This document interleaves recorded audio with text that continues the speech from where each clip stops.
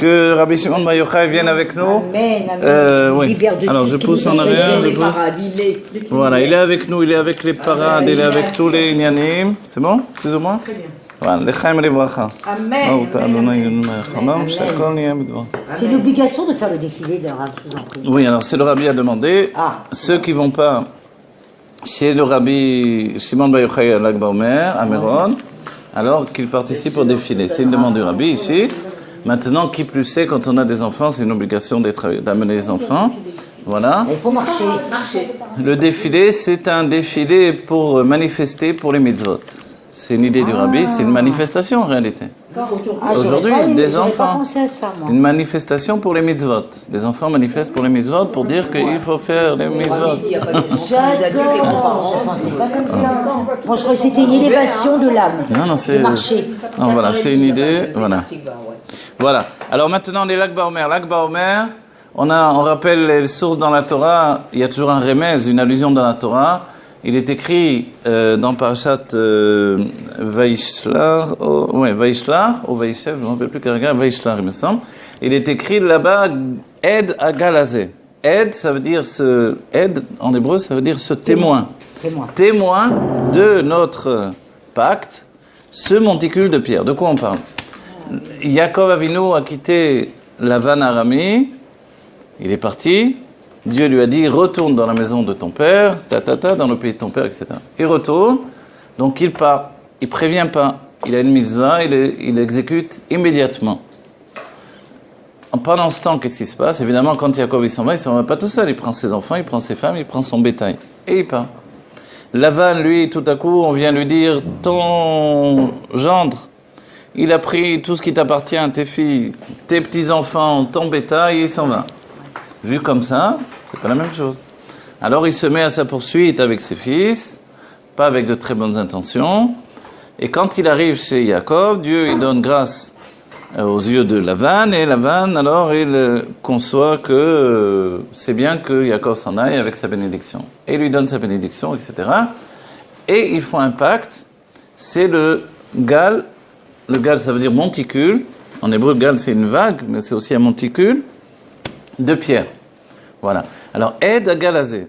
Le témoin de notre alliance à ce moment-là, c'est ce gal-là. C'est ce monticule de pierre.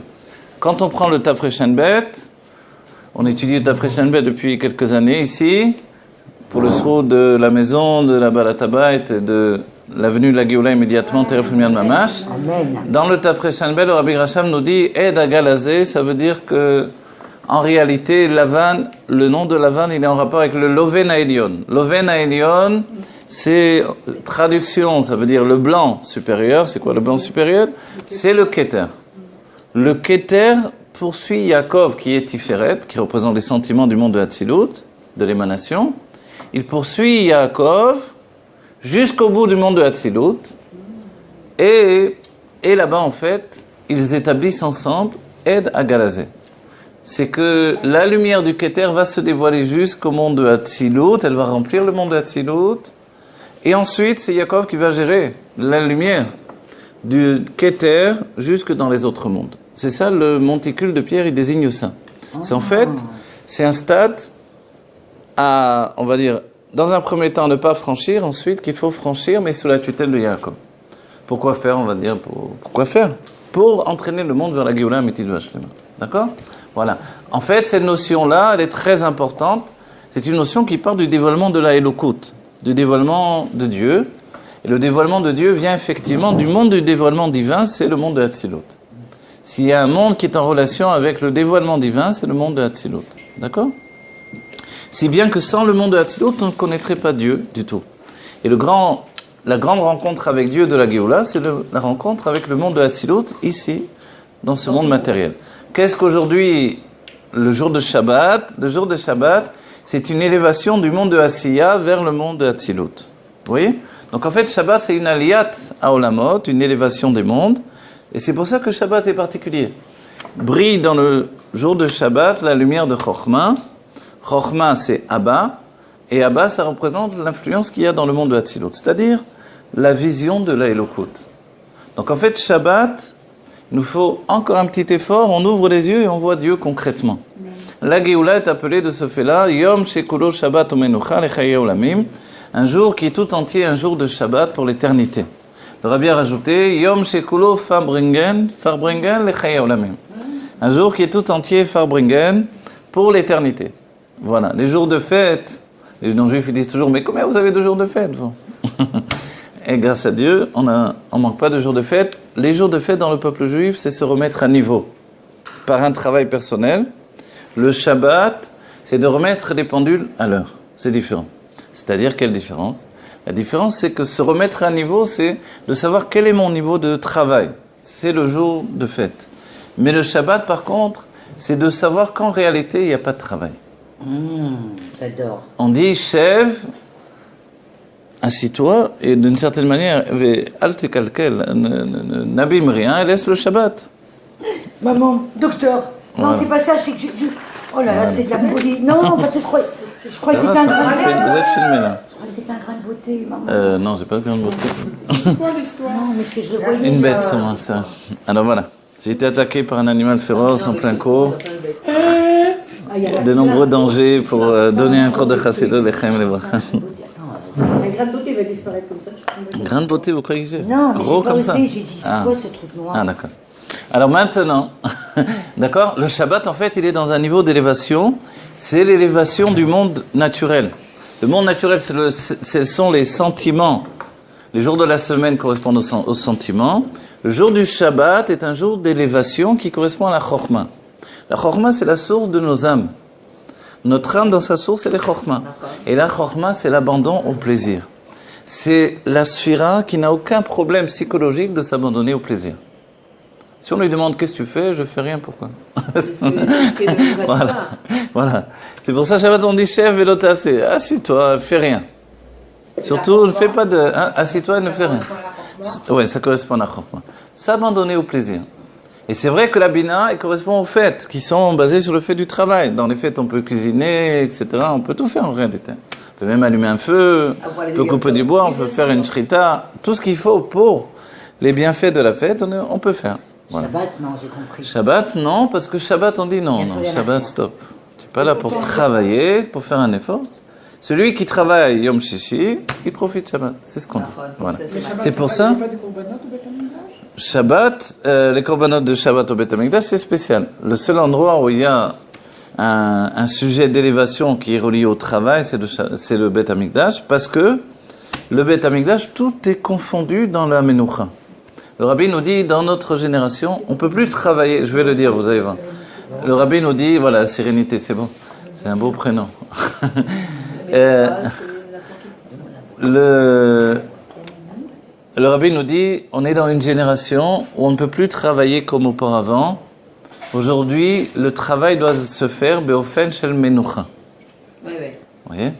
Il doit se faire d'une manière reposée. Voilà, comme vous avez dit, avec sérénité.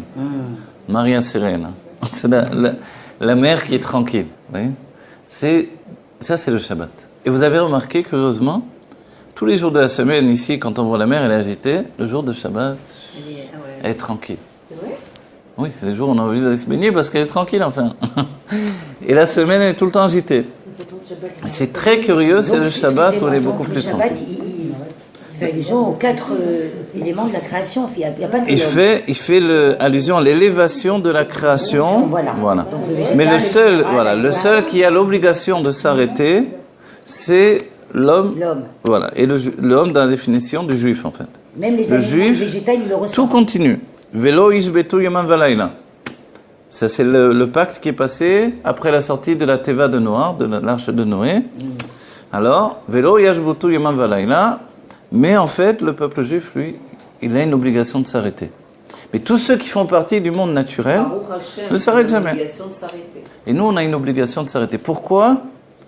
Parce qu'on doit se rendre compte que on est un être divin. Et les jours de la semaine sont là pour nous mettre au défi de prouver que nous sommes des êtres divins. Donc on peut l'oublier en chemin. Parce que, et c'est très clairement établi, vous l'avez vu certainement ces jours-ci dans le Tanya, même, on l'a vu il n'y a pas si longtemps, les jours de la semaine nous entraînent à perdre pied par rapport au niveau de Elokut qu'on a en nous et notre rencontre avec Dieu. Aujourd'hui, le Tanya, par exemple, il dit, écoute, tu n'as pas d'excuse. Tu es venu dans ce monde pour dévoiler Dieu, pour vivre avec Dieu. Alors ne me dis pas tes enfants, ta femme, ton travail, ta vie. Laisse tout. À un moment, tu es obligé de tout laisser dans ta conscience. Donne-toi à Dieu. C'est-à-dire qu'il n'y a pas d'excuse en réalité. Qui que tu sois, quoi que soit ta vie, trouve un moment pour être avec Dieu. C'est pour ça que Dieu nous dit, je sais la semaine c'est difficile, c'est moi qui ai organisé ça. Je suis au courant. Mais Shabbat par contre, ne me dis pas que tu peux pas. Donc la semaine on est au niveau du Shem Elohim, Gematria Teva, donc qui représente le monde naturel et son influence naturelle. Le Shabbat, on redevient un être divin. Yud Kei Vav Kei. Voilà, Yud Kei Vav Kei. Et c'est pour ça que les gens aussi disent- bien, Oui. pardon, aussi bien pour l'homme que la femme. Aussi bien pour l'homme que la femme, les enfants. Pour l'homme en général ici, donc, quand on dit Adam en hébreu, c'est le juif. Pourquoi le juif va dire les autres, pourquoi ils ne sont pas appelés Adam Parce qu'ils ne sont pas en relation avec ce qui s'appelle le Adam Elion. Le Adam Elion, ce sont les sphérotes du monde de Hatzilut. Voilà. Oui, Admé, lesquels sont à l'image des sphérotes du monde de Sarasphérot Agnozot qui précède le Tzimtzum. Je vous traduis. Il y a une structure divine de notre âme qui est basée sur 10 dévoilements. On apprend dans le Zohar. Ces 10 dévoilements, c'est l'expression de notre âme. C'est ce qui fait de nous un Adam Elion. Voilà. Le non-juif n'accède pas directement à ce dévoilement-là. Il accède au dévoilement intellectuel, au dévoilement qui précède l'intellect, des sentiments, etc. Mais il n'a pas vraiment ce que s'appelle une relation intime avec Dieu. Et nous, on a une relation intime avec Dieu, c'est-à-dire une fusion. Relation intime, ça fait un nom un peu bizarre. Mais ça sous-entendu dans le Zohar que c'est une fusion avec Dieu. Cette fusion, elle vient de la présence de Dieu au-dedans de nous, entre guillemets, dans l'idée que nous sommes autre chose que Dieu. Quand on rajoute en plus le fait que tout est Dieu, puisque c'est la finalité de notre génération, Enon milevado, alors, finalement, on comprend que de l'intérieur du niveau de l'âme, je dois accéder à Dieu, et de mon corps, je suis déjà avec Dieu depuis toujours. D'accord ? Pourquoi on le dit comme ça, de cette manière-là ? Parce que finalement, il y a deux sortes de avoda, de travail. Le travail de l'âme et le travail du corps. On va dire, mais l'âme, elle est déjà avec Dieu. Quelle différence ? Ce qui fait de nous un Adam à Elion, c'est que notre âme, elle est toujours là-haut en réalité. C'est pour ça qu'on est un Adam à Elion, un homme supérieur. Vous voyez ? Supérieur, c'est parce que notre âme est là-haut, dans les mondes supérieurs. L'égoïme aussi. Non, les goïms, non. Voilà. Les goïms sont dans d'autres mondes différents, moins supérieurs, inférieurs, donc si vous voulez, parce qu'ils sont en relation avec le monde qui ne s'interrompt jamais. Mais nous, on est en relation avec le fait de pouvoir arrêter la machine et de dire maintenant, je suis avec Dieu. Comme on le fait à Yom Kippour, au moment de l'année là, où on dit, maintenant ça y est, Dieu ferme toutes les portes. Et c'est vrai que première compréhension, on dit, alors ceux qui ne sont pas dedans, ils ne sont plus dedans. L'autre explication plus chassidique, elle nous dit non, Dieu nous enferme avec lui. Il veut que l'on reste avec lui, c'est une yichidout avec Dieu. Voilà. La yichida se dévoile, elle devient un cli, un réceptacle pour recevoir, on va dire, les forces les plus profondes de notre âme. Et c'est comme ça que va se faire notre quotidien de la Géoula. Et Shabbat, on a me'enze, un petit peu de ça, et c'est ce qui est défini sous le terme de Atika Kadisha. Vous connaissez ce terme, on le voit dans le Kiddush du Shabbat. On introduit avant le Kiddush du Shabbat un petit passage qui vient dans la base du Zohar. Ces termes-là viennent du Zohar. Alors, ce petit passage, même s'il a été écrit par le Harizal, etc., ces termes qui viennent du Zohar, de Atika Kadisha, qu'est-ce qu'il veut dire ? Il veut dire, en fait, la pénétration de Atik Yomim dans Ariranpin. Bruhim Abaim. C'est où tu veux. Et traduction. La traduction, c'est quoi ? C'est le plaisir qui rentre dans la volonté. Excusez-moi, j'ai une question. Et attendez juste un instant. Vous avez entendu ce que ça veut dire, le plaisir qui rentre dans la volonté ? C'est-à-dire que Shabbat, on n'a pas de problème de... On a tous envie d'avoir du plaisir. Ah oui, c'est pas vrai. Dans la semaine, on n'a pas tous envie d'avoir du plaisir. C'est pas vrai. Les gens aiment bien aussi avoir... je sais pas, se donner du mal, se sentir un peu... en tirer du mérite de situations inconfortables, etc. Shabbat... La Torah nous prédispose au plaisir. C'est la vérité. Ouais, c'est tout ce qu'on fait avant Shabbat, c'est pourquoi. C'est-à-dire que, vous savez, c'est comme vous dire, quelqu'un aime bien manger, mais il n'a pas envie, au moment où il mange, de couper la viande. Par contre, il peut travailler avant, ça ne le dérange pas. Je coupe les viandes, je coupe, disons, je prépare, etc. Mais quand je viens manger, j'ai pas envie de me casser la tête encore à couper ma viande. Vous voyez, je mange comme ça, c'est déjà coupé. Donc ça, c'est l'idée de Shabbat. C'est que je prépare tout à l'avance. Arrive Shabbat. Il y a plus de travail. Ouais, il n'y a plus de travail. Voilà. Le avoda, c'est le minimum de minimum. Et ça, cette conscience-là, elle est reliée avec le dévoilement du Shabbat, Atika Kadisha, qui aujourd'hui se traduit par la volonté d'avoir du plaisir. Et dans la Géoula, maintenant, le Atika Kadisha sera d'un niveau supérieur. Le véritable Atika Kadisha, c'est Atik Yomin en vérité, qui lui représente le plaisir du plaisir. C'est ce que nous allons vivre dans la Géoula. C'est quoi, c'est la volonté du Keter qu'on appelle Si Yatik? déjà il y a le plaisir, ça peut être Ah, le plaisir, le plaisir. non, parce qu'aujourd'hui, c'est la volonté d'avoir du plaisir. Ah, Vous voyez, c'est-à-dire, mais la il y a pas volonté de volonté. dérange encore parce qu'elle ne vous laisse pas vous abandonner totalement. Voilà, la volonté, elle est limitée par Voilà. rapport à... Voilà, la volonté limite le plaisir. Voilà. Vous voulez du plaisir, mais j'ai la volonté. Alors Bon, ça- avec la greffe, plaisir voilà, il infini. faut que la volonté s'efface totalement. Tiens, il faut être Voilà. Il y a des soumis. plats, il y a Voilà. pas il y aura plus de ratson. Voilà, il n'y aura plus de ratson. Et en fait, c'est lié à l'âme animale, évidemment. L'âme animale, elle a ce qui s'appelle un ratson leitaneg. Donc, cette volonté d'avoir du plaisir. C'est-à-dire, elle est de harir anpin vers atikyomin. C'est ça la source, en fait, de la ta'ava de l'âme animale, du désir de l'âme animale. Alors, excusez-moi, il faut passer par la volonté ou Ou le la plaisir. soumission pour arriver à ça. Ah. Il y a de la volonté Non, aussi. ici, en fait, Shabbat, marche pas. voilà. Si vous voulez, la soumission qui est le bitoul, qui est le bitoul de la chokma, le vrai bitoul, c'est pas un bitoul qui dit je vais me soumettre, je vais me... Voilà. Non, ça c'est... C'est tout. comme les chaim, les bracha. Voilà. Le plaisir d'avoir du plaisir, c'est ça que vous voulez dire? Ça c'est la Géoula. Il y a Le tanoug, même- je vais tanoug. D'accord, mais le plaisir. Ça veut dire, d'avoir du plaisir plimiut atik yomin. se cache un peu une volonté. Dans le plaisir. Ah, mais elle est d'avoir du totalement plaisir. effacée. Elle est effacée. Mais en fait, le Elle est secret, fondue dans je vais vous dire la différence. Je vais vous dire, il est dit, let's mola beatika. Tout ce que l'on dit, c'est lié à l'Akba Omer, c'est du Tanya, mais aussi du Zohar, évidemment. Il est écrit dans le Zohar, let's mola beatika. Ça veut dire, il n'y a pas de gauche dans Atik. Atika, vous avez vu, le terme, on le reprend. Atik, c'est la pnimiut, l'intériorité du Keter, Du Keter, voilà. qui représente le plaisir divin. Donc, notre plaisir aussi, si vous voulez. Et il est dit qu'il n'y a pas de côté gauche dans Atik. Ça veut dire quoi? C'est quoi le côté gauche? C'est la volonté, justement. La volonté, c'est la rigueur. Vous voyez, quand quelqu'un a une volonté très forte, on a l'impression qu'il est en colère. Calme-toi, je suis calme, je suis décidé. Ok, mais on a l'impression qu'il est énervé, du coup. Ouais, déterminé. Voilà, mais c'est déterminé, c'est pas qu'il est énervé. Donc ça, c'est la volonté. Ve'en davar omed lifnei ratson. Quand je veux vraiment, rien ne résiste. Voilà. Maintenant, alors, on va dire, alors, qu'est-ce qui freine encore? C'est que je veux tellement obtenir la chose que d'un certain point de vue, Ça reste même limité. quand je l'ai, j'en profite pas totalement. Parce que la volonté de l'obtenir ne s'est pas retirée. Donc alors, et c'est ça notre Shabbat pour l'instant. Voilà. Mais dans la Géoula, on n'est plus au stade de vouloir le plaisir, c'est qu'on est dans le plaisir. Et ça s'appelle l'intériorité du Keter, donc c'est vraiment l'abandon au plaisir. Et le Zohar dira Recha de Ain, la tête du néant, on lâche prise totalement.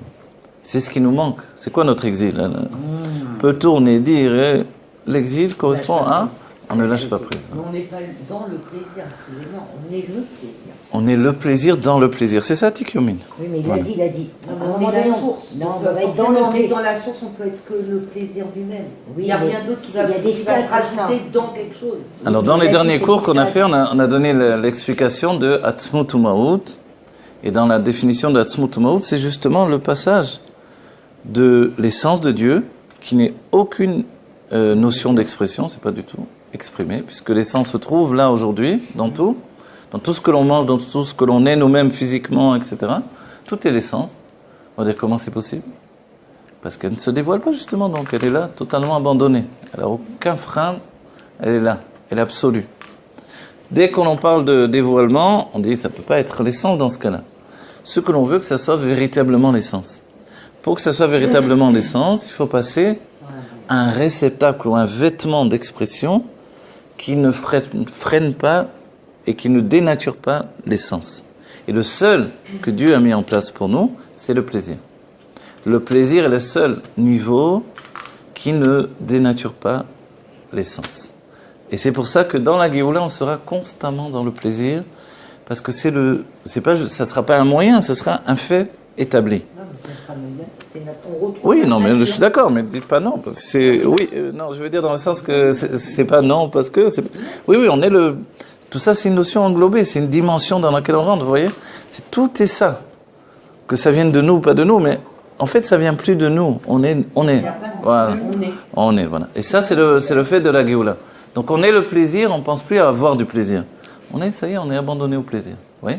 Et Dieu nous a installé en nous cette nature d'avoir du plaisir, qui est la chorma, et qui est un bitoul à Dieu en réalité, qui fait que on a un désir profond d'avoir du plaisir. Pourquoi dans c'est quoi il n'y a pas le désir de donner du plaisir avec Recommencer, pardon. Pourquoi dans la chourma, Oui. il n'y aurait pas cette volonté de donner, non seulement d'avoir du plaisir, mais en même temps de le donner à l'autre également? Parce que la chorma doit sortir d'elle-même, c'est-à-dire doit s'arrêter d'avoir son propre plaisir pour donner du plaisir à l'autre, vous voyez. Alors, il se passe quoi à ce moment-là? Alors à ce moment-là, elle dévoile la bina de la chorma. Elle dévoile la bina. Voilà, ça s'appelle Mevin Bechorma. C'est pas trop mévinim de chourma. Donc le travail de la chorma, c'est de comprendre que l'autre a besoin de plaisir. C'est quoi le plaisir? Le plaisir, J'ai envie de la bouger, j'allais lui demander. le plaisir dont on parle originellement, c'est vraiment d'être confondu en Dieu. Mais en tout cas, pour nous, le plaisir, ça correspond à tout le bien-être qui peut exister. Mais ça, c'est rien ce que je dis, évidemment. Le plaisir, c'est l'abandon total au bien-être, constamment, de manière ininterrompue. On a l'impression d'entendre ça, qu'on dit on va être toute la journée sur la plage, allongé au soleil. En fait, non, pas du tout. La Géoula est un monde de travail constant.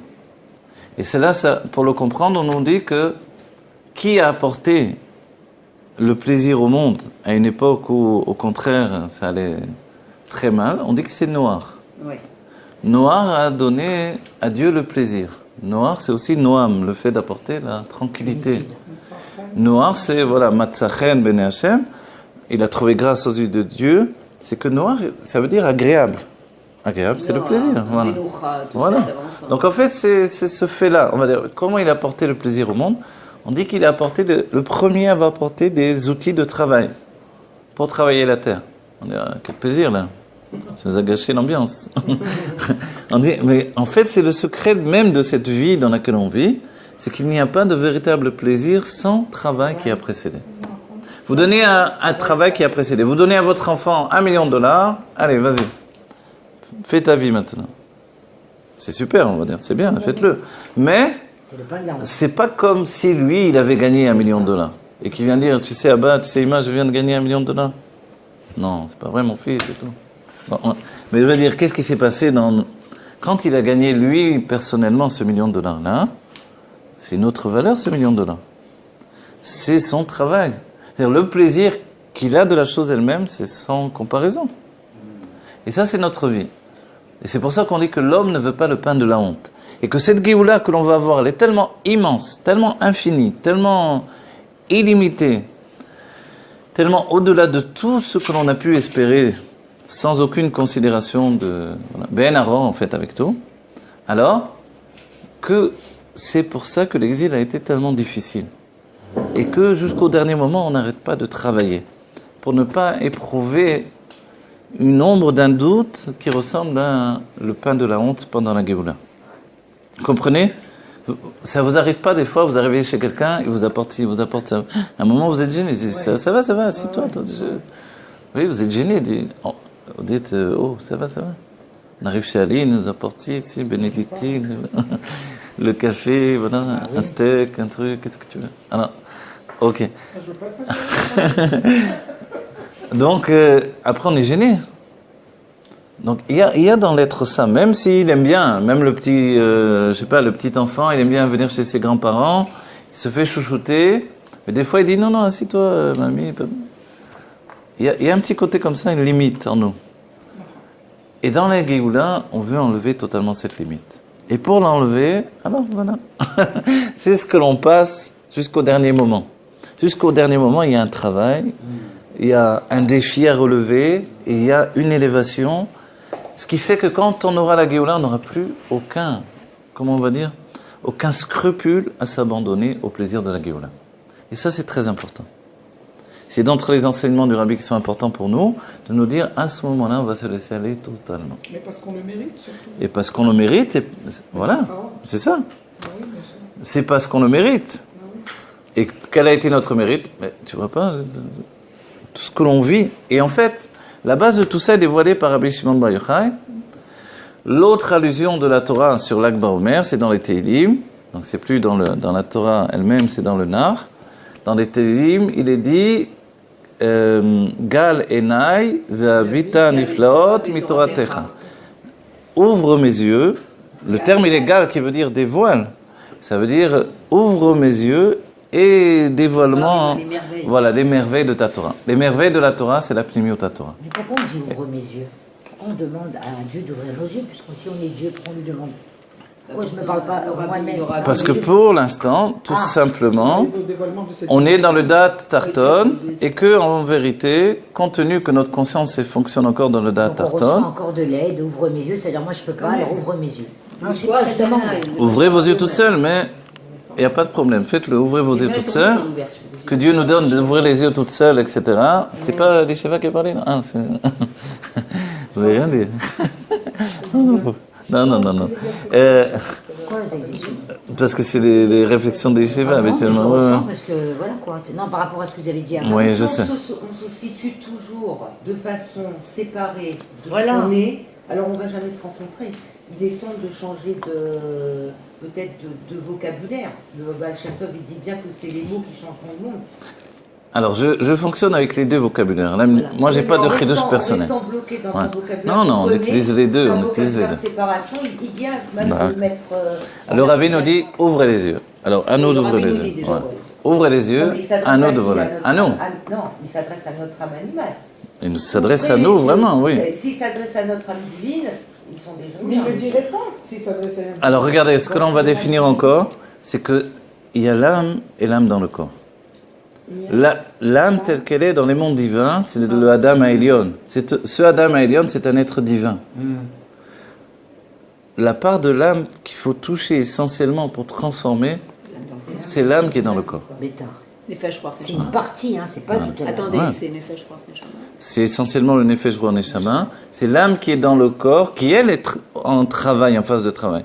Les Chaya et Yechida, qui sont les Makifim, ne sont pas en état de... Plaisir, Ils sont déjà dans Shabbat. C'est ouais. l'âme qui est dans le corps ou c'est l'âme du corps? Non, c'est l'âme qui est dans le corps. Le corps On n'a parle pas... de quelle âme? L'âme divine, Nefesh Ruach Neshama, qui se trouve dans le corps, elle qui subit les changements du corps, qui vit avec le corps et qui a chuté compte tenu de l'immensité de la puissance du corps. Elle a chuté. Et c'est pour ça que l'on parle de cette manière-là, encore aujourd'hui jusqu'au dernier moment, je vous le dis. On parlait Voilà. comme ça, oui. Parce que il faut qu'elle comprenne au bout du compte que si elle fusionne pas avec l'âme qui est en dehors du corps, en comprenant bien qu'elle n'a pas subi de chute, mais que la chute elle-même, elle est une élévation, en fait, il n'y a rien qui va bouger jamais. Vous voyez ? Au niveau du corps, en vérité, entre nous, tout est déjà fait. Le corps est déjà divin puisqu'il est du niveau de l'essence. Donc il n'a rien à faire en réalité. Il n'a qu'à se réaliser dans le sens de se dévoiler, s'exprimer. Or, il ne passe pas au stade de l'expression, c'est la faute à qui? C'est la faute à notre âme qui est dans le corps. C'est le mashpia qui n'a pas réussi à faire du mekabel à mashpia. Pour parler clairement. Ouais. C'est lui qui doit faire de celui qui reçoit son élève, son Ouais. coaché.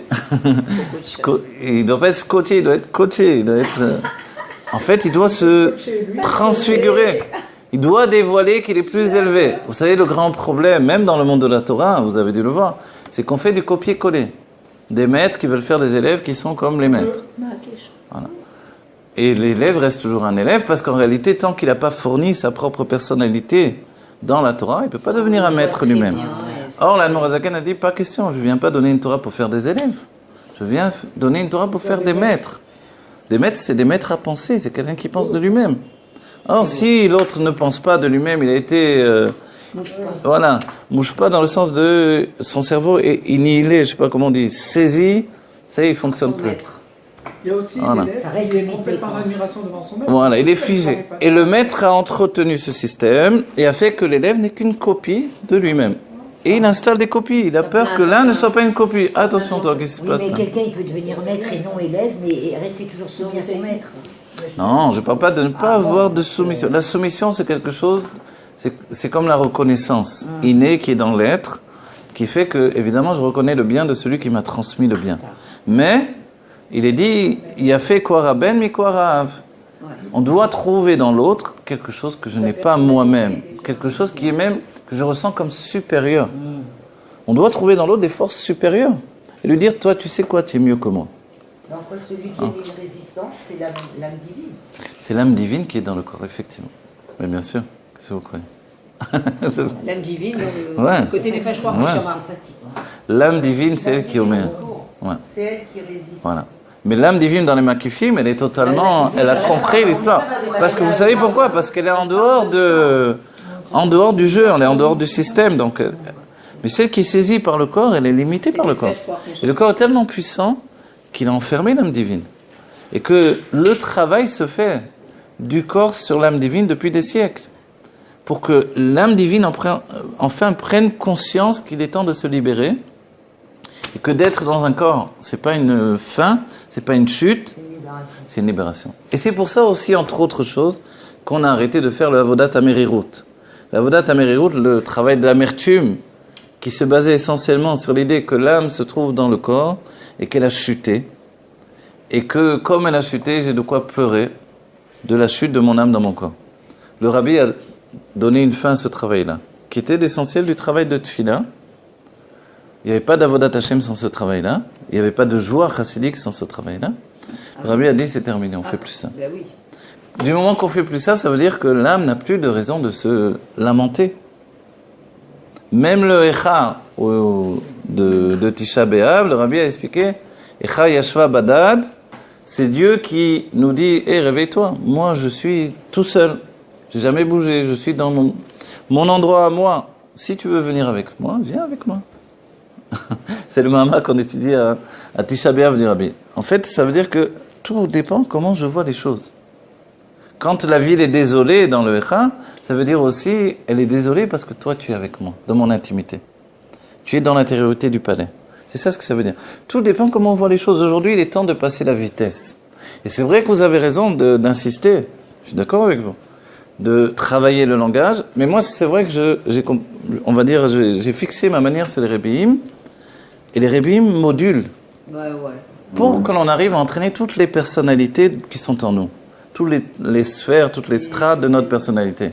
Bien sûr, il y a un état absolu, on le répète. Et c'est même pas un chidouche, c'est Avraham Avinu qui nous l'a dévoilé, parce qu'il a reçu de Adam Arishon, on va dire, par Noir. Le fait que, notre Benivado, c'est pas shoot. C'est que Dieu, c'est le monde lui-même et que tout est Dieu. Donc, on commence avec ça. Alors, mais comment on le vit? Voilà. Vous voyez? Donc, alors, on le vit sous plusieurs aspects. Le Avoda, le Haskala. Le Avoda, je parle encore dans une idée de provoquer quelque chose. L'Avoda, ça veut dire travailler. Je dois provoquer quelque chose, c'est ce qu'on en attend de moi. La Haskala, tout est déjà fait. Et le Rabbi parle toujours de deux manières. Il attend de nous que l'on travaille, et il nous dit, mais tout est déjà là. Parce qu'on peut dire au Rabbi, doucement, tu nous dis que tout est déjà là, la table du Mashiach, que tout est là, mais tu veux que l'on travaille, pourquoi faire, si tout est déjà là? Si on est Dieu, si tout est là, qu'est-ce qu'il y a à faire? Faites, voilà, les deux sujets, ça dépend à qui tu t'adresses en réalité. Quand tu atteindras à ton niveau de Géoula absolue, l'âme dans le corps aura la conscience qu'elle n'a pas chuté, au contraire. Jamais n'a été aussi proche de l'essence. Mais l'essence, comme c'est la négation du dévoilement, une âme, elle est nourrie au dévoilement divin. Enlevez-lui le dévoilement divin, elle meurt. D'un certain point de vue, on pourrait dire que le corps est en souffrance. Le corps, Il est dans une limite. Non, mais en fait, le corps, il attend que ça. Bien sûr qu'il attend que ça. On a eu l'impression jusqu'à aujourd'hui que c'était l'âme qui était supérieure au Ah corps. ouais, moi aussi. Alors que le corps, il attend Moi aussi, qu'une je pensais chose, que c'est c'était que l'âme. l'âme, elle vienne et qu'elle l'épouse d'un certain Exactement. point de vue. Quoi. C'est une Exactement. histoire d'amour. Exactement, c'est une histoire d'amour, c'est le Shir Hashirim. Le Shir Hashirim, il peut se faire sous un autre aspect. Au lieu du fiancé et de la fiancée, au lieu d'Akadosh Baruch Hu et Am Israël, ça peut être aussi le corps et l'âme, la même chose, Oui, effectivement. excusez-moi, on dit toujours que quand l'âme quitte ce monde, elle connaît, elle est libérée de tout. Ah, Non, attendez, oui, parce oui. que j'en reviens à ça, c'est Oui, important. oui, dites. Donc, pour moi, je me disais que cette libération, quand elle n'est plus dans le corps, même un sadique, on dit qu'il n'est plus limité par rien, et il est dans l'infini. Alors, j'arrive pas à comprendre qu'on peut retrouver cette même chose dans un corps. Oui. voyez ce que je- Plus vous que avez ça, compris ma oui, j'ai question compris.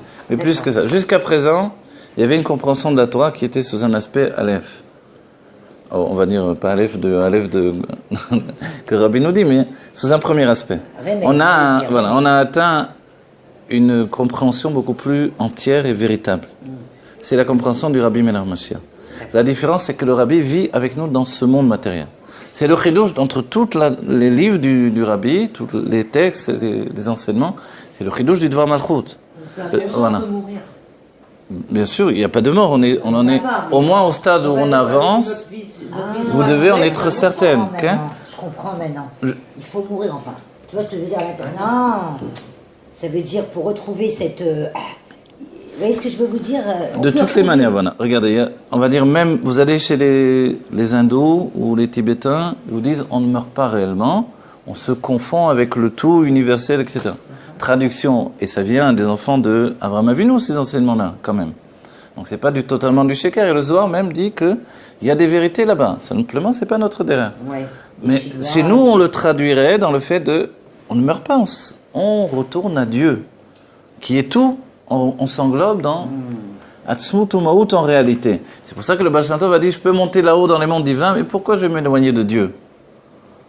Pourquoi je vais m'éloigner de l'essence? Moi, je veux retourner à l'essence. Voilà.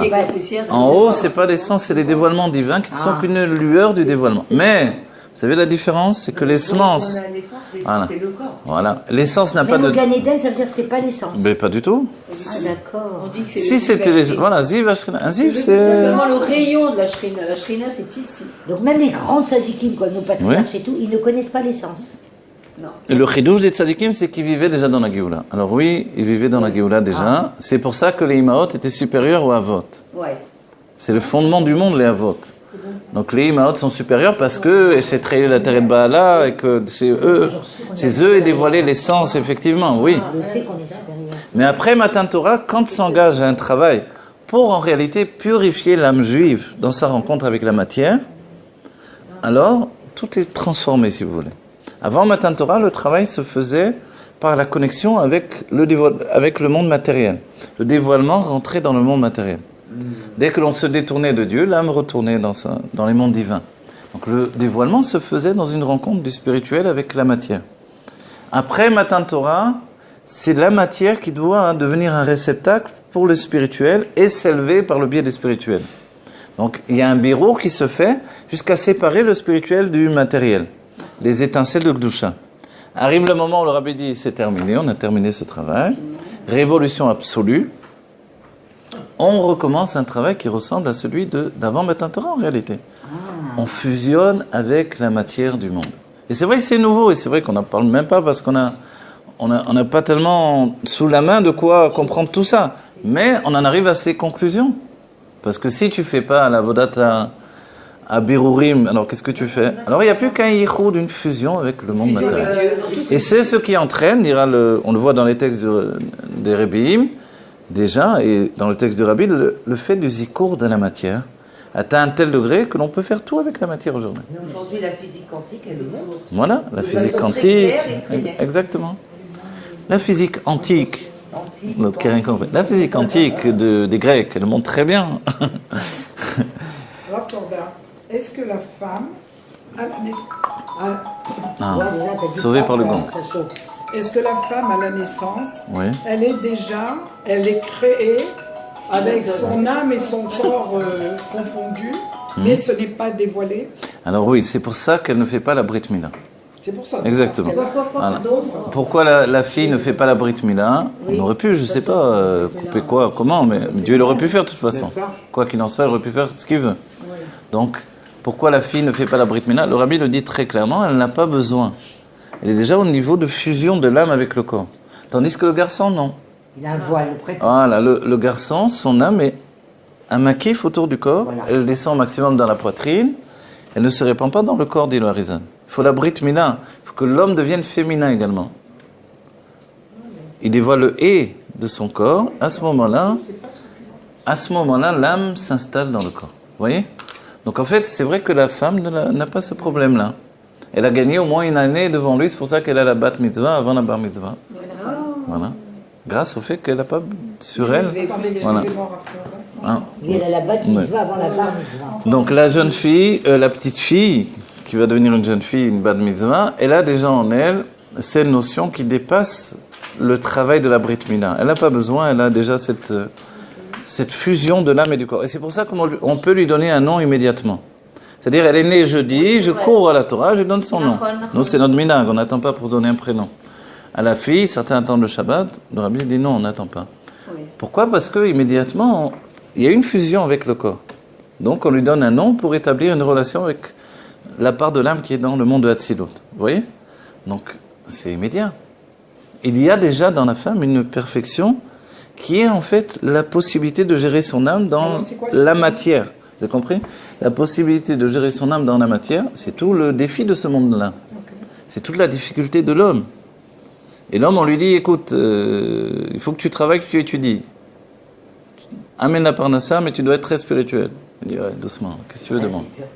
C'est vrai, on dit demande deux choses. C'est vrai, hein, de s'impliquer Tu dans dis, le tu veux monde que j'aille en même là-bas, temps que je sois spirituel. pot. En hébreu, sham et pot, en même temps, ça fait shampoo à la roche. C'est où tu veux. Vous comprenez ?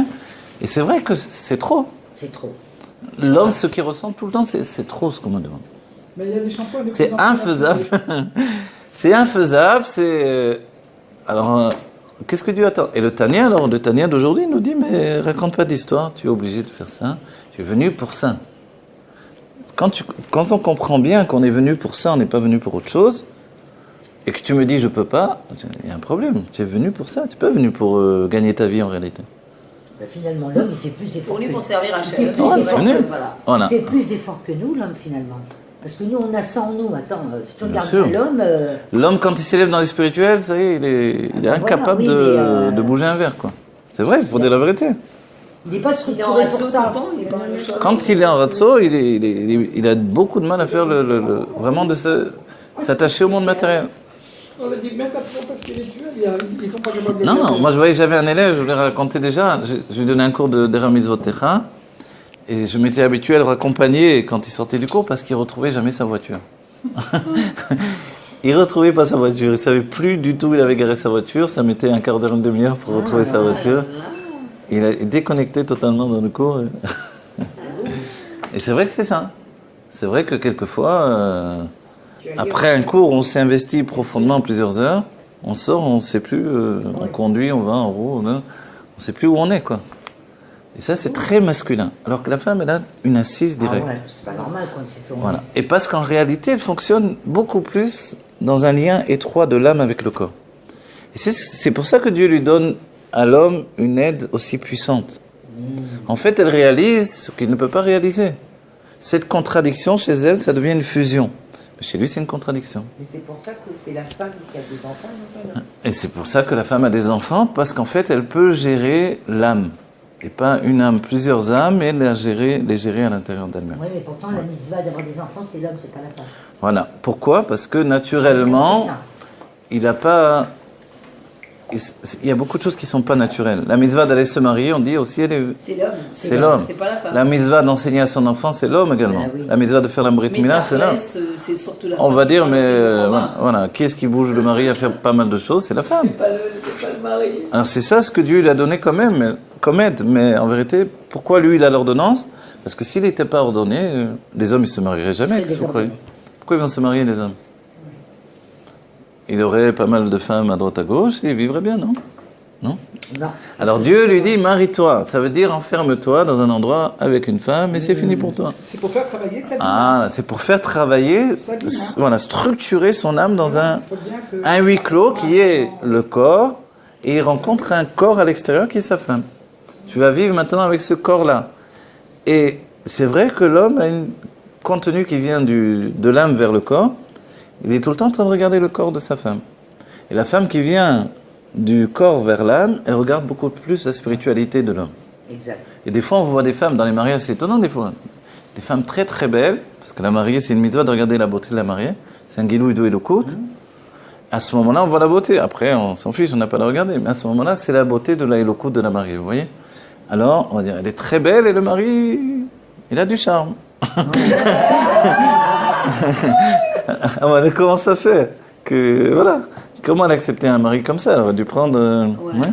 Quelqu'un, j'avais un ami qui avait fait un chidour à son voisin, et il me rapporte, alors j'ai dit, alors c'est bien passé le chidour? Il me dit non, il n'a pas voulu, il n'a pas trouvé assez belle pour lui. Et il me dit, bon, c'était pas Marilyn Monroe, mais bon, lui c'est pas Robert Redford non plus. Voilà. En fait, tout est un point de vue. C'est débile en fait tout ça, mais c'est les points de vue que l'on a dans le monde des hommes quelquefois. Parce que l'homme, comme il vient de l'âme, il regarde le corps. Et vous demandez à tous les hommes pour le shido, en réalité, ce qui prime, malgré qu'ils n'osent pas le dire, il faut qu'elle soit belle. Le côté Et il a besoin de la trouver belle. Si elle est très intelligente et des trucs et machin, choses, elle n'est pas belle, ça lui accroche pas. Dit, il faut qu'elle soit belle. Après, vous avez dit, il a besoin de la trouver belle. Il peut la trouver belle sans que... Exactement. Mais parce qu'elle est belle en réalité. Pour lui, elle soit belle pour Voilà, c'est ce que je dis. Mais elle est belle, c'est ça. Elle est sage, on dit, toutes les mariées. C'est Rabbi Ishmael qui dit ça. Comprenez-nous, on se comprend. Le Rabbi Ishmael a dit, toutes les filles d'Israël sont belles. Et il le dit quand il a dit cette phrase-là. Après, je continue ce qu'il a dit. Il a dit ça quand il a vu une Kala. Il avait vu auparavant, elle était pauvre, elle était dans la pauvreté terrible. Et il a vu le jour du mariage. Et on a dit, c'est une mitzvah de voir ce dévoilement de Elokut à ce moment-là, c'est la Shrina. Et il a vu qu'elle était merveilleusement belle. Et il a dit, toutes les filles juives sont belles. C'est juste la pauvreté qui les enlaidit. Oui. Et après, l'explication, c'est En Ashir et la Bedat. La pauvreté, c'est dans le Dat. Oui. La conscience qui appauvrit notre situation. Et c'est là où on voit qu'une personne peut être très très belle si elle n'a pas de date. La conscience, elle est rare de terre, la beauté disparaît. Donc la beauté, c'est ce date. C'est pas en réalité une beauté, il a un nez, j'ai mesuré le nez, il est comme ça. Allez, il veut un portrait robot quand il va au Shido. Il faut le nez comme ça, les yeux comme ça, les jambes. Et après, il regarde, ça correspond plus ou moins, non. Il s'en va déjà. Ouais, aujourd'hui, c'est très à la mode, les photos. Voilà, les photos. Le rabbi est contre les photos. Ah ouais, complètement. Voilà. Mais finalement, alors l'homme, on n'a pas trop à le plaindre, il est comme ça, quoi. Voilà, l'homme, sachez que c'est comme ça de toutes les manières, ok. Et c'est pour ça que les sages ont dit En Isha et là les Yofi. Dans le premier sens, l'homme a besoin de trouver sa femme belle. Voilà. Alors, c'est vrai qu'il souffre quelquefois de voir qu'elle se fait belle pour sortir dehors. Quand elle revient à la maison, elle se met en chala, comment dire. Elle se met en... voilà, après Hiroshima, à la maison. On est obligé, hein. Alors voilà, non, mais donc quelquefois il faut lui faire un cadeau, l'homme. Elle se fait très belle, il dit qu'est-ce qui se passe, où tu vas? Mais voilà, je me suis fait belle pour toi. Le Shabbat. Bon, ouais, même Shabbat, voilà, d'autant plus. Et ça, c'est un cadeau qu'on lui fait à l'homme à ce moment-là. Mais en vérité, la beauté, donc, c'est quelque chose de subjectif, c'est vrai. Mais l'homme trouve sa femme belle. Et la beauté, c'est une réalité également. La beauté, on a défini, vous vous rappelez, d'après la Chassidut, première beauté, la beauté perfection de Adam Arishon. Chava ressemble à un singe par rapport à Adam Arishon. Mais dans les singes, il y a des degrés différents. Donc, c'est comme ça que les sages ont dit. Mais elle est très belle par rapport à toutes les femmes. Toutes les autres femmes ressemblent à des singes par rapport à elle. Donc, ça veut dire qu'il y a des degrés, tout dépend. Quand on compare la perfection de la beauté, alors c'est difficile. Mais...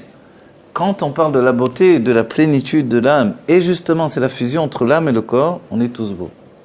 On est tous beaux dans le sens quand on se laisse vivre, quand on s'abandonne à être nous-mêmes. Quand on n'est plus en lutte à vouloir ressembler aux autres, à vouloir être quelqu'un d'autre, à vouloir j'accepte pas mon corps, j'accepte pas ma tête, j'aime pas mes yeux, j'aime pas mon nez. Alors forcément, là, je te dis franchement, tu vas jamais être beau, tu vas jamais être beau. On n'accepte pas son nez, on opère son nez, c'est un problème. Si on n'accepte pas son nez qu'on l'opère, c'est un problème. Non, j'ai pas dit que c'est un problème. J'ai dit. Ça, j'ai toujours voulu savoir. Non, Hachem nous a créé comme ça. Est-ce qu'on peut changer quelque chose dans notre corps? Voilà, je pose la question. Écoutez, si c'est fait après coup, on peut parler. Dans la halakha, on parle toujours après coup. Vous voyez. Au départ, on dit, si maintenant, je sais pas, la personne elle a une trompe à la place du nez, évidemment. Elle est par exemple, je sais pas, complexée. Ouais, elle est complexée. Un nez, disons, qui est un tordu, je sais pas quoi. Ouais, d'accord. Elle traverse son nez. Ouais, alors, non. c'est Mekoubal, ça me fait l'akha? J'avais vu que... La halakha parle beaucoup après coup, en fait. Si on ne pouvait pas, par rapport à son physique, trouver un travail ou un mari, on avait le droit de faire de la chirurgie esthétique dans ces deux cas. Vous voyez. Alors, je sais pas. C'est des grandes discussions sur cette chose. Vous savez, on pose la question même. Un homme veut se marier, mais il a déjà les cheveux blancs. Est-ce qu'il peut les teinter ou non? Vous voyez? Ah oui, oui. Ah, c'est la question aussi qui se pose. Vous voyez? Oh là là. C'est moins dur que On voit chirurgie les esthétique. abysses, Alors, c'est une question dans la halakha qui Mais si on est. va plus loin, puisqu'on est anatomie, je vois quel est le problème de faire une chirurgie esthétique. Oui, mais c'est Alors pas voilà, parce chacun que trouve comme son ça. milieu, mais au départ, sachez que le corps, finalement, il devient beau avec le temps. Avec Mais bien Avec le sûr. temps, il devient de plus en plus beau. Si Hachem, il Parce peut que faire l'âme, ça. on a dit qu'elle n'accepte pas d'être dans le corps. C'est comme un chalier, elle n'accepte pas sa shlichut. Comme je vous ai dit quelquefois, il y a une lettre comme ça, un chalier qui écrit au rabbi, j'en peux plus, je rentre, j'ai rien fait. Le rabbi a dit, le problème c'est que vous n'êtes pas encore arrivé à l'endroit de la shlichut. Vous n'êtes pas encore. Il dit, mais ça fait plusieurs mois que je suis là. Oui, mais le problème c'est que vous rentrez. t'es pas donné à Ouais. fond. Il rentre pas, il vient avec l'envie de repartir. Il a pris la première impression, ah, il y a une catastrophe ici, et il a envie de repartir. Et c'est comme ça pour l'âme dans le corps. Elle arrive, elle n'est pas bien, elle veut s'en aller. Quand on vit comme ça, forcément on ne peut pas être beau de la beauté, de l'harmonie entre le corps et l'âme. Ça c'est la vraie beauté pour nous. La beauté perfection, après c'est, on a dit, on est tous comme des sages par rapport à la beauté de Adam Arishon. Donc on la recherche pas. Mais la beauté de l'harmonie entre le corps et l'âme, on peut être beau. Et des fois on est beau, des fois on est moche, parce que des fois on n'est pas en harmonie avec notre âme. C'est ça, Ouais, exactement. c'est vrai. Il y a quelqu'un qui demande, tu es beau, tu te trouves beau, tu te trouves beau. Ça dépend. Des jours, j'ai une tête affreuse. Ouais, non, mais c'est Des vrai. jours, ça va. Ouais, tout à Qu'est-ce qui fait s'est ça, passé? je veux dire. Et des jours où l'âme elle se sent bien avec le corps. En fait, on doit trouver de plus en plus cet équilibre. Et pour ça, il faut s'accepter. Pour ça, les sages disent, tu t'aimes pas, comment tu veux aimer l'autre? Si tu te trouves moche, tu vas trouver tout le monde moche entre nous. Ta femme la première, ou la deuxième après toi, etc., etc. Vous voyez? Donc la beauté, c'est aussi une projection de l'âme divine et du bien-être de tout ça. Tout ça, ce sont les enseignements de l'Akba Omer également, puisque l'Akba Omer, maintenant, il est dit que ça représente la joie du mariage. La joie du mariage, on va dire quel mariage entre nous? Rabbi Shimon enseigne cette joie du mariage quand il se relie avec Dieu, il fusionne avec Dieu. Et d'après le Rabbi Shimon reçoit son corps de Géoula déjà. Il est aujourd'hui avec son corps de Géoula à Méron et tout le monde va, en réalité, parce qu'on ressent ce corps de Géoula, ce corps de Tkatametim, et on ressent l'énergie qui jaillit de Rabbi Shimon et qui fait qu'il est vivant d'une vie éternelle. Donc en fait, chacun d'entre nous, on doit se dire qu'il est temps de nous accepter, de nous aimer et d'être on va dire, en équilibre avec le monde dans lequel on vit. Ça commence par l'équilibre avec notre corps. Et la beauté, sachez que c'est un point de vue. Tous les gens sont beaux, dès qu'on se donne la peine de les aimer. Et c'est vrai. Et c'est pour ça, je le souligne, je l'ai rapporté plus d'une fois. Voilà, la joie de les aimer, bravo.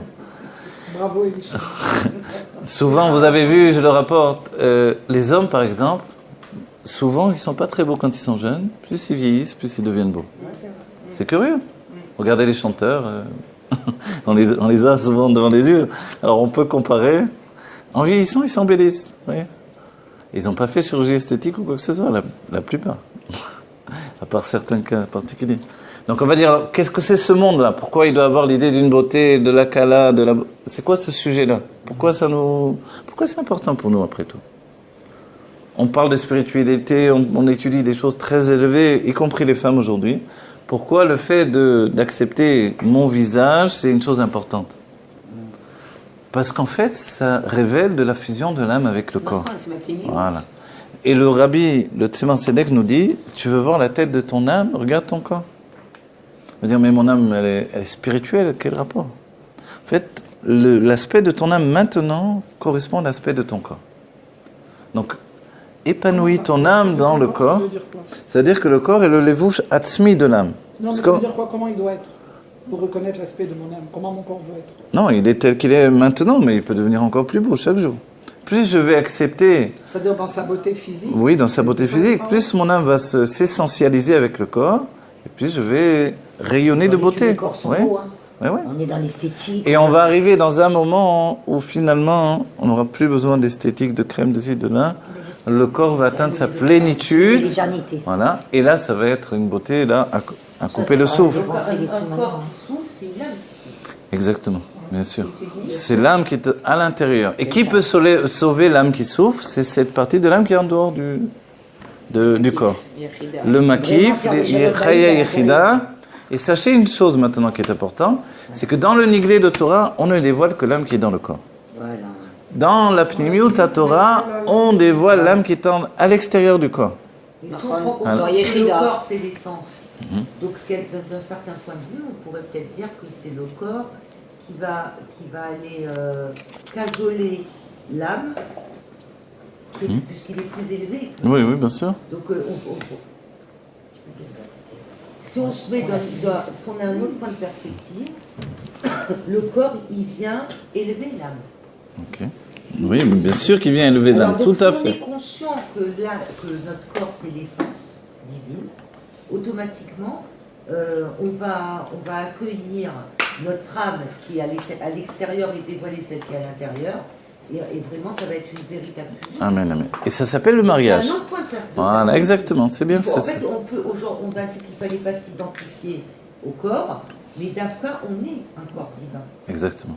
Mais là où on a dit qu'il y a une différence, voilà, dans les axiomes de fonctionnement de l'homme et de la femme, c'est que la femme n'a pas de problème de s'identifier à son corps. Et c'est pour ça qu'elle a plus de soucis sur son aspect physique. Parce qu'elle est attachée beaucoup plus à son corps. L'homme, lui, en fait, il est attaché à son âme. Il oublie la tête qu'il a. C'est-à-dire quand un homme va vers une femme très belle, on peut lui dire, eh oh, moins dans son physique. tiens, regarde-toi dans la glace et va voir si tu corresponds à cette femme-là. Et il pense pas, c'est-à-dire qu'il y a des hommes pas très séduisants qui vont aller voir la plus belle femme. Il n'a pas de problème avec ça, le bonhomme. Attends, viens, je te trouver une femme qui correspond à ton physique. Vous voyez ? En fait, non, parce qu'il vit avec son âme. Donc il n'a pas de problème, lui, il ne se voit pas la tête qu'il a du matin au soir. Vous comprenez ? Mais par contre, il existe qu'elle soit belle. Que si elle prend un peu trop de kilos, pas question. Moi, je ne me suis pas marié avec une femme. Il y a des hommes qui veulent divorcer carrément. Alors, et en fait, ça, c'est des réactions qui correspondent à ce qui se passait au début du monde. Au début du monde, les hommes qui vivaient dans la terre, sur la terre, ils avaient une femme pour le plaisir et une femme pour amener des enfants. C'était C'est eux pratique. qui ont amené cette notion. Certainement. Voilà. Et en fait, ça existe toujours d'une certaine manière. Quand un homme veut divorcer, il est en train de dire, moi je veux pas d'une femme qui vieillit, une femme qui grossit, une femme qui accouche et qui a des c'est ce qu'il dit. Oui. Et c'est dans l'être en fait. Vous voyez ? En fait, il faut se dire, qu'est-ce que j'aime ? J'aime une âme ou j'aime un corps ? Et Rabbi Shimon Bar Yochai, il nous dit, écoute, le conseil que je te donne, c'est d'aimer l'âme avant tout, et c'est le conseil du Tanya. Mais en fait, si tu aimes l'âme, tu ne peux pas ne pas aimer le corps. Comprenez ? Voilà. Et là, le Rabbi Reyes dira, Dieu aime le corps du juif. Et toi, tu ne vas pas aimer le corps du juif, alors que Dieu, il aime le corps du juif. Donc en fait, tout se résume et tout se conjugue, voilà. Mais c'est vrai que pour me sortir de ma galoute, j'ai besoin d'abord de mettre l'âme en avant. C'est le conseil du Tanya et on voit qu'on en a besoin. Parce que sinon, le corps, il est tellement puissant qu'il nous enferme dans un système. Ouais.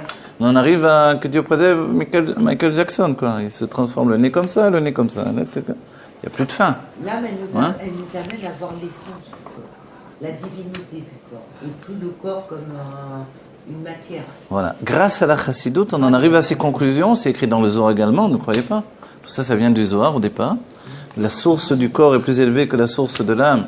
La source de la femme plus élevée que la source de l'homme. C'est sûr. Moi, je me rappelle, je voyais des gens qui étudiaient la chassidoute et la Kabbalah. Ils étudiaient les Mekoubalim. Et des fois, ils le faisaient exprès. Avant de partir d'un cours de Kabbalah, ils jetaient une bombe comme ça. De toute façon, le corps, il est supérieur à l'âme. Et ils sortaient. Maintenant, les Mekoubalim, il avait lâché une bombe, il était parti. Et lui, c'était qui ? C'était Pas un... quelle personne, mais qui dans sa tête ? Est-ce que c'était un chassid non, c'était un chassid, mais il le faisait esprit. Jeter une petite bombe chez les Mekoubalim pour... Les Mekoublem ne sont pas à ce niveau.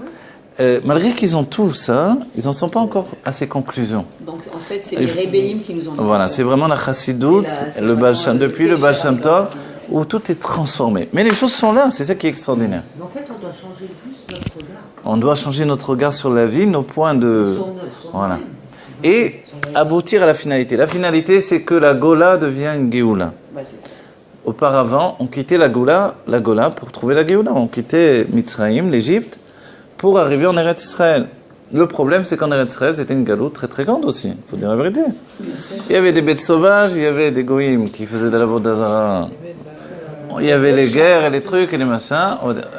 Avant ça, il y avait le désert. C'est-à-dire, c'est quoi cette vie-là?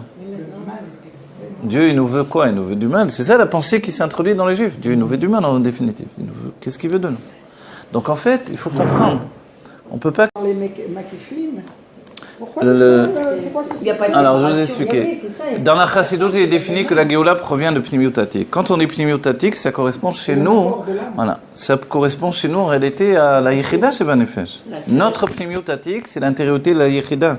C'est le Nitzotz, l'étincelle du créateur qui est devenu une créature. Un Nitzotz saboré chez Nasta Nivra. Vous voyez? C'est la véritable identité de l'âme. C'est l'essence de l'âme. Cette essence de l'âme s'attache, c'est pas doit, elle est attachée avec l'essence de Dieu. C'est par là qu'on a un libre arbitre, c'est le libre arbitre de Dieu qui est véhiculé par notre décision. Vous voyez? Mais dès que l'on rentre dans la volonté, on est déjà sorti de l'état de fusion. Non, je vais revenir à quelque chose de plus simple. Ça fait rien, il faut des moments. Le Rabbi dit, les moments où on ne comprend pas, c'est beaucoup plus élevé. Et ça fait un birour, un zikour du corps également. Voilà. Donc c'est une crème qui fait briller la peau. Donc maintenant, compte tenu qu'au point de départ des choses, un prisonnier ne peut pas se libérer tout seul. Donc on ne peut pas, l'âme divine qui est dans le corps, elle ne peut pas se libérer toute seule. Mais l'essence ne peut pas la libérer? L'essence, elle est la prison elle-même. Pourquoi vous voulez que la prison libère? L'essence, c'est notre prison. Parce qu'elle ne se dévoile pas. Tout le mal, toute la situation d'enfermement, tout ça, c'est l'essence. Okay. C'est pour ça qu'on peut dire, vous voulez l'essence? Tenez, vous l'avez. Qu'est-ce que vous voulez? Vous voulez pire que ça, regarde. On dit non, stop. Alors, qu'est-ce qu'on veut? Alors, je veux pas l'essence, je veux les dévoilements de l'essence. C'est pas pareil, tu l'as pas dit. Dévoilement de l'essence, c'est de la Elokut. C'est pour ça qu'on dit Atzmut ou Maout, c'est la Maout, c'est qu'est-ce que Dieu, qu'est-ce que l'essence de Dieu? Alors, c'est un bien absolu. C'est ça ce que je veux. On dit pas que Maout. Atzmut ou Maout, voilà. Mais la Maout, c'est le dévoilement de Atzmut. C'est qu'est-ce que l'Atzmut? Qu'est-ce que l'essence? L'essence, on n'a pas de mots pour expliquer. C'est la présence absolue de Dieu, de manière intime. Qu'est-ce que l'essence? Voilà. Voilà, il n'y a pas de réponse. C'est pour ça que, voilà. C'est pas ça, c'est sous toutes ses formes. Ouais, sous toutes ses formes, mais aussi. Ah oui, ça. Exactement. Avec le fait que l'on dise, mais c'est pas possible, ces gens-là, c'était des serviteurs de Dieu, ils avaient la crainte de Dieu, regarde ce qui leur est arrivé, que des malheurs. C'est l'essence. C'est l'essence. Regarde la Shoah, qu'est-ce que c'est? L'essence. Alors c'est quoi alors? C'est passé avec les jeunes, c'est ça. Voilà. C'est-à-dire que la contradiction. Non, c'est pas un peu facile. La contradiction absolue, c'est ça. Le dévoilement de l'essence, c'est le dévoilement du bien absolu. Parce qu'il a une nature bonne et il veut faire le bien. Alors quoi? Alors que l'essence est mal. Mais s'il est pas non, l'essence n'est pas le mal, mais c'est la source de tout ce qui tout ce qui contredit le divin. Voilà, c'est ça. Pardon? La source de tout ce qui contredit la lumière divine des mondes divins, c'est l'essence. À commencer par notre propre corps. Celui qui n'a pas envie d'aller à la choule le Shabbat ou de tous les jours, c'est notre corps. On va dire comment ça se fait. Je croyais qu'il était plus élevé que l'âme. Il y a un Nefesh Behemit La Nefesh Behemit, vous savez, elle est depuis longtemps vendue au corps. C'est ça le truc. Elle est depuis longtemps vendue au corps. C'est une vendue, quoi. Une vendue, mais elle est de la vitalité aussi, vous voyez. Mais en fait, elle a bien compris. Elle a choisi son camp. Elle vient de l'âme divine et s'introduit dans le corps. Introduit dans le corps, par contre. Non. Elle a compris que le corps était tellement élevé qu'elle avait tout à gagner du côté du corps. C'est-à-dire que l'âme à Behema, Nefesh Abamit, c'est Nefesh plus Tivit. élevé que l'âme divine, finalement. En réalité, elle a un shoresh plus élevé. Parce que c'est le shoresh. Voilà, ce qui descend le plus bas, voilà. Plus élevé que l'âme divine. Elle va se dévoiler telle. Elle se dévoile qu'elle est une part de l'âme divine, la pénétration de l'âme divine dans le corps. Elle est le Memutsa Mechaber. Elle est comme le Da'at qui n'a pas besoin d'exister en réalité. C'est la même âme. C'est la même âme. Il y a une explication du Rabbi Rachab, ou dans le Rambam, on donne cette explication aussi, d'une extrémité à l'autre. Voilà. Exactement. Vous avez la lumière qui vient, disons, du couloir. Vous fermez la porte, la lumière est... Si c'était possible, elle était capturée ici, mais maintenant il fait noir. Oui. Mais si c'était possible, la lumière serait un peu restée ici, vous voyez? Donc toutes les âmes sont là-haut et... Toutes les âmes sont essentiellement là-haut, ce qui n'est pas forcément là-haut géographique, mais dans une autre dimension qui vit avec nous. Voilà, et toutes ces âmes ont pour but de s'essentialiser dans le corps. Et vous savez, quand est-ce que réellement l'âme s'essentialise dans le corps? quand quelqu'un se trouve dans le kever. Ah là là, il faut vous m'expliquer. Au moment où quelqu'un se trouve dans le kever, le jour de la Iloula de la personne, le jour de la Iloula de Rabbi Shimon Bar Yochai, Ah, quand vous parlez d'un sadique, mais c'est ou pas même quelqu'un, chaque juif, Ouais. quand il y a la skara d'un juif, que vous allez au kever, ou le 15 du mois, ou Erev Rosh Chodesh, toute l'âme se trouve dans le corps. Alors que dans notre vie, a priori, c'était pas le cas. Mais là, il n'y a pas de problème, puisque il n'y a plus de... C'est incroyable. Ce que vous dites là. Non, je sais, mais je vais vous dire... Non, je suis désolée, mais comment là, notre âme, elle est dans notre corps là aussi. Non, il y a, le Rabbi Retz dit, d'après le Zohar, c'est comme le petit doigt du pied de l'âme qui est dans le corps. C'est Ah, tout. Et l'âme, elle est immense, elle fait tous les mondes divins. oui, d'ailleurs, oui, parce que si elle était vraiment dans mon corps, je ne serais pas dans l'état où je Ah, suis. voilà, exactement. Voilà, ça. Donc, la véritable souffrance, elle vient de cette connexion qui n'est pas encore complète. Exactement, bravo. Pourquoi? Vous savez, parce que le désir, parce que jusqu'à présent, le désir de l'âme et le désir du juif en général était justement de quitter le corps pour aller vers le dévoilement divin. Et c'est normal, on ne peut pas dire qu'on a voulu autre chose que ça. Tout à coup, on nous dit, tu sais quoi? On dit non, le rabbi Viens. dit non. Ouais. Avant Matan Torah, ça n'existait pas ce que je vous dis là. Il fallait venir dans le corps. Parce qu'on prenait un dévoilement divin, on le mettait dans le corps. Avant, dans les siècles de travail depuis Matan Torah, tout le travail était de s'élever vers les mondes divins. Donc forcément, l'âme, elle n'avait qu'un but, s'élever vers les mondes divins aussi. Tout à coup, on a changé le travail. On nous dit, tu sais ce que c'est? Qu'est-ce qui se passe aujourd'hui? C'est ce que dit le Zohar, et Ikar ou Amaaseh, viens dans le corps. C'est l'essentiel, c'est de venir dans le corps. Du coup, aujourd'hui, on n'a plus de problème de dire, tu dois être heureux. Avant, on disait, mais de quoi tu parles? Comment tu peux être heureux dans ce monde-là? Raconte pas des histoires. Tu peux pas être heureux. Donc les gens qui étaient malheureux, ils disaient, c'est normal, c'est comme ça. Et pendant des siècles, les Juifs ont été malheureux. Et ils disaient que c'était normal d'être malheureux. La Torah, c'était dans la pauvreté. Voilà, dans la pauvreté, Eh bien, il est temps de changer son fusil d'épaule, comme on dit, et de commencer un nouveau travail. Le travail qui fait que le bonheur et la Géoula se trouvent dans ma vie au quotidien. À partir de là, j'illumine le monde.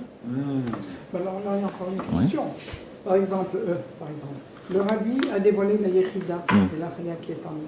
C'est-à-dire, avant ça, on n'était pas capable de penser Bichlal à cette conscience. Alors, il y a eu quand même l'Admorazaken. Ils étaient bien obligés de vivre Je comme sais, ils ont vécu. je sais. Mais l'Admorazaken a commencé à transformer. C'est pour ça qu'on dit qu'il a fait Triat Hametim.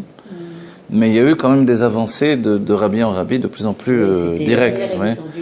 Les rabbis n'ont pas Et tout... même avant l'Admorazaken, je parle déjà. Avant l'Admorazaken, quoi? Oui, ben, comment se faisaient les choses? Ah. Il y a toujours eu des Mais, familles, oui, je sais, mais malgré ce, Oui. c'était quelques-uns uniquement qui vivaient dans l'opulence matérielle, par exemple. Rabbi Yehuda Nassi, c'était un exemple particulier. Et d'un autre côté, il avait des souffrances terribles au niveau de son corps, etc. Il Oui. y avait des souffrances. Oui. Alors, il y a toujours ce... Aujourd'hui, voilà. Aujourd'hui, on dit non, n'aie pas honte, il n'y a pas de problème. Sois bien dans ta peau, sois heureux, sois riche, sois en bonne santé. Le Marash, il était très riche. Oui, Lui, il était l'équilibre parfait. mais il était malade. Ah, Il était très malade. oui, à la fin. Tout ça, c'est parce qu'aussi, ils ont pris des dévoilements divins pour nous faire avancer, ils l'ont payé cher. Pour que nous, on profite aujourd'hui. Et nous, on veut faire le pickpocket. On dit profite. On t'a tout donné, profite. Mais malade, Profite c'est- spirituellement et matériellement. Là, mais du moment où tu n'en fais pas une histoire. Dire, si la matière m'enferme, alors non, là, ça devient une avéra comme auparavant. Mais si j'en fais pas une histoire, que c'est normal d'être riche pour un juif, sois riche. Vous comprenez? C'est normal pour toi de voyager d'un bout du monde à l'autre. Quel est le problème? De tourner, d'aller faire une mitzvah à l'autre bout du monde, de revenir, de faire une table. Allez, on fait une table de roi, on invite du monde, on fait une mitzvah d'autres. C'est normal. Même si matériellement la situation ne le permet pas. Alors, c'est pour ça qu'il faut arriver à ce que la situation le permette. Il faut trouver le moyen. Et c'est pour ça que le rabbi dit qu'il faut trouver comment devenir riche. Mais essentiellement, l'axiome est tu grandis ta richesse spirituelle et la richesse matérielle va suivre. Voilà. Bédat, voilà.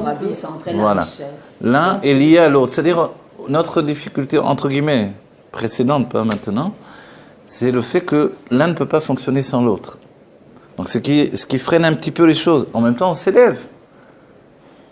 Mais le monde, lui, il a son fonctionnement initial. Il doit changer de fonctionnement. Vous comprenez? C'est-à-dire, pendant des siècles, il a travaillé différemment le monde. Il y avait les hommes d'affaires, il y avait les gens de la Torah. Aujourd'hui, on rejoint ce qui nous est demandé initialement. Je dois être un homme de Torah et gagner beaucoup d'argent. Et le rabbi dit comment? Il faut travailler peu et gagner beaucoup. C'est-à-dire partir travailler. Moi, je l'ai fait quand je suis parti travailler. J'avais besoin physiquement de le faire aussi. Ok, ça m'a fait du bien. Mais j'ai gagné des clopinettes en vérité.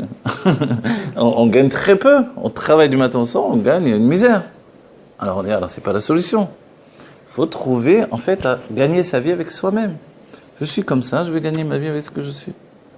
Et Dieu va m'aider parce qu'il m'a fait comme ça. Il a investi dans ce que je suis. Vous voyez? Donc c'est un artiste, c'est un écrivain, c'est un enseignant, c'est un... J'en sais rien. Alors, mais il faut rester soi-même, trouver sa voie. Et même les goïms en parlent beaucoup. On ne peut pas ni devenir riche, ni être bien en faisant le travail des autres. On doit devenir soi-même. Je ne peux pas être malheureux sous le compte d'une réussite présumée que j'aurai jamais en réalité. Donc, ma réussite vient de ce que je suis. Oui? Bravo, ma réussite vient de ce que je suis. Voilà. Et ça, c'est le plus important. Et c'est aussi un mariage, c'est le mariage de l'Akba Omer. Rabbi Shimon Bar Yochai dit, je suis le Moshe Rabbeinu de la Pnimiut HaTorah, je vous ai dévoilé tous les secrets. Aujourd'hui, à l'Akba Omer, je m'unifie avec Dieu. Et vous croyez que je pars de ce monde? Au contraire, je continue à dévoiler encore et encore. Et le Zohar atteint un niveau de dévoilement qu'il n'a jamais obtenu auparavant. Il s'unifie à Dieu, il s'unifie à nous. Il s'unifie à Dieu, il s'unifie au monde, il s'unifie aux Juifs, etc. Comme c'est expliqué dans le Tanya, effectivement. Donc en fait, la joie de l'Akba Omer, c'est la joie d'un monde de contradiction. Atem alchim ben haomdim haele. Souvent, la première réaction que l'on a, c'est de dire, oh là, c'est difficile, j'abandonne. C'est vrai que c'est la réaction de la Chokhmah. La Bina, elle dit non, il faut travailler. La femme, donc. Voilà, la femme, donc, elle dit non. Mais c'est vrai que la femme, quand l'homme entend la femme, il entend des devoirs. Il faut faire ça, il faut faire ça, il faut faire ça, il faut faire ça, il faut faire ça. Alors il n'en peut plus. Mais lui, il ne veut pas faire des devoirs. Il peut faire la même chose, mais il ne supporte pas déjà qu'on annonce. Il ne supporte pas qu'on lui dise. On lui dise. La femme, elle a besoin de dire. La femme, vous êtes d'accord avec moi, ils arrivent devant la porte, la femme, elle dit au mari, ouvre la porte. Il y a rien de plus énervant pour le mari. Bien sûr, je vais ouvrir la porte. Je ne vais pas rester devant la même. Mais la femme, elle a besoin de dire ouvre la porte. Je vais l'ouvrir la porte, c'est sûr. Non, mais c'est vrai ce qu'il Et c'est marrant. Et c'est un côté de la femme de concrétiser. Et la concrétisation, elle passe par la parole également. Je dirais que l'homme n'est pas mieux, excusez-moi. Ah, alors voilà. S'il dévoile ce fait-là, c'est qu'il est dans le côté féminin. Voilà. Le côté féminin du mari, il passe par ce fait-là. Et il peut devenir très féminin. Ils sont très bien finalement, parce qu'ils n'ont pas été structurés comme nous en réalité. Voilà. Les uns et les autres, on est différents, et c'est ça qui est beau. On les voit plus la même façon, mais ils ne sont pas là. Les Chaim, on les voit.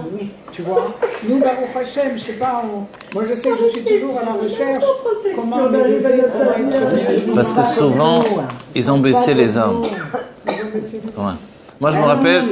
Mais ils ne prennent pas de décision, donc ils n'ont pas... Non, je vais vous dire, je me rappelle quand j'étais adolescent, je lisais une L'Avdil, mais ça me donne cette image. Une bande dessinée comme ça, ça s'appelait Valérian. Dans Valérian, on a géant spatio-temporel, comme ça, j'aimais bien, ok. Mais je me rappelle l'image, non mais, l'image elle m'est restée, c'est que Valérian, la femme, elle était très valeureuse. C'est elle qui le bougeait tout le temps, mais lui, il était toujours fatigué après. Il faisait des trucs, mais il était toujours épuisé comme ça. C'est vraiment l'image de l'homme, quoi. Il fait, mais en réalité, il est crevé, il est explosé, il a pas les forces. Il y a ce côté chez l'homme comme ça. Je sais pas si. Alors quoi, il faut faire quoi? Il faut le laisser, il faut le Non, alors on est là pour. La femme, mais elle doit trouver une manière agréable de le faire. Ouais. Elle doit trouver une manière agréable. Ouais. Il te dit, je suis fatigué. Ouais. Parce que il est tout le temps en train de jeter son âme à l'extérieur. Ouais. Donc l'intensité qui est en lui a diminué, et puis il est fatigué. Ouais. Bon, je sais pas quelle heure il est. C'est mon téléphone qui sonne. Exactement 1h10. Ah bon, voilà, il faut partir, je dois apporter les filles moi aussi. Alors que Dieu vous bénisse chacune, qu'on ait la Edgalout du Rabbi Meir Mashiach, de Rabbi Shimon Bar Yochai, qu'on se retrouve au Beth Amikdash, que l'on danse avec Rabbi Shimon Bar Yochai et tous les tzadikim, et que ce soit enfin terminé cette histoire de la Shonara sur les maris et sur les femmes. Et, Il ne faut pas nous brancher. et que vite, on vive la Géoula et que l'on soit heureux. Voilà. Et Que quand Dieu, on sait ça, on devrait avoir de la miséricorde Voilà. pour eux. que nous-mêmes nous acceptions de voir Dieu qui est là présent, c'est nous, la base de tous les dévoilements divins, c'est moi, c'est personne d'autre. Et c'est à nous de transformer le monde maintenant. Voilà. Voilà. Merci beaucoup à chacun, chacune. Que des brachot. Que ce jour il soit béni de naissance, d'enfants, de mariage et du trou de Rabbi Shimon. Il y a tellement de choses. Je signale une petite histoire de l'Admor Saï. L'Admor Saï, vous savez qu'il est relié à Rabbi Shimon parce que il est le Gilgoul de Rabbi Hanouna Saba, qui est le Gilgoul de Moshe Rabbeinu avant la faute du Vaudor, et Rabbi Shimon, le Gilgoul de Moshe Rabbeinu après la faute du Vaudor. Oui. Donc ils sont liés l'un et l'autre. Et le jour de l'Akba Omer, l'Admor Saïr recevait les chassidim dans le champ, ils sortaient dans le champ, à la manière du Zohar, qui ne se passe jamais dans une pièce enfermée, qui est toujours dans les champs. Et il donnait des bénédictions pour avoir des enfants. Il faisait les chaïm, voilà, même si pour la santé c'était interdit. Ouais. Il faisait les chaïm, peut-être avec la bénédictine d'ailleurs, et il donnait des brachot en particulier pour que les femmes aient des enfants. Il y avait une fois un maasé que le rabbi rapporte où l'Admor Saï était déjà dans la calèche en train de repartir, et une femme, je ne me rappelle plus si c'est une femme ou un homme, mais je crois que c'est une femme qui court derrière la calèche qui dit Rabbi, Rabbi. Non, c'était un homme, je crois. Je raconte en disant que c'est une femme, mais non, c'est un homme. C'est plus normal que c'est une femme, d'après tout ce qu'on dit sur l'homme. Ouais, mais disons que c'était un homme. Il a couru derrière le rabbi, et par la fenêtre, il a dit Rabbi, j'ai pas eu de bénédiction pour les enfants. Et l'Admor Saï, qu'est-ce qu'il a fait? Il a mis sa main dans la poche, il a dit tiens, il m'en reste 2. Il a jeté comme ça, et il a eu 2 enfants grâce à Dieu. Voilà. Le rabbi aussi, il a dit ça à quelqu'un aussi. Voilà. Il a des enfants dans sa poche. Il lui a donné 2 pièces, hein, il a eu... Non, il n'a pas donné 2 pièces. Il a mis sa main dans la poche. En réserve. Il avait déjà, il avait plus. Il avait deux âmes dans la poche encore qu'il avait J'ai 2 enfants, Tarles, et tout le monde est tombé. Voilà. Toutes les femmes sont tombées. Vite, que l'on vive la Géoula Mitiveh Shlema. C'est aussi facile que ça, voilà. Apporter la Géoula, c'est comme ça, c'est tchic-tchac automatique. Yechia Melech HaMashiach. Comme ça.